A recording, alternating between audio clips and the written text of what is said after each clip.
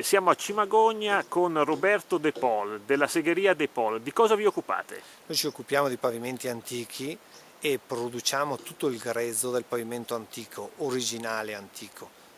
C'è una grande richiesta di questo tipo di legno? Sì, molto, specialmente all'estero per il prodotto Made in Italy, certificato, garantito e con tutte le lavorazioni seguite proprio in maniera artigianale, prodotta proprio per l'industria.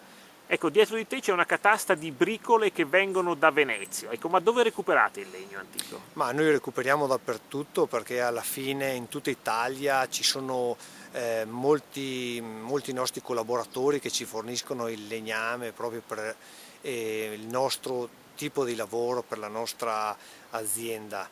L'azienda comunque, quella a cui facciamo riferimento è l'Antico E, del quale siamo anche orgogliosi del lavorare insieme.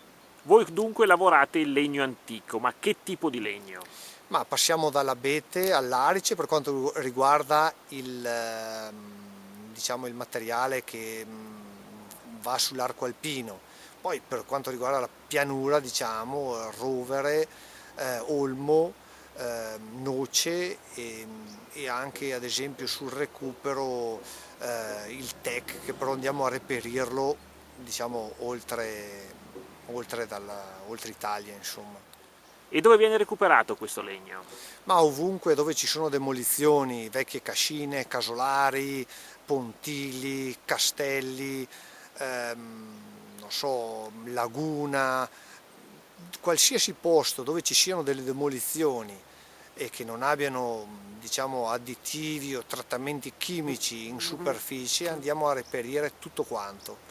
Ecco, quali sono i clienti più famosi per cui avete lavorato? Ma noi abbiamo fatto dal maestro Pavarotti alla Fendi, la Bormioli, tutti coloro che apprezzano il Made in Italy, coloro che vogliono magari riscoprire anche quelle lavorazioni artigianali fatte da gente comunque con un'alta professionalità, per cui sono clienti che sono abituati anche a capirne il valore e a spendere per ottenere determinate cose, determinate caratteristiche da quello che facciamo.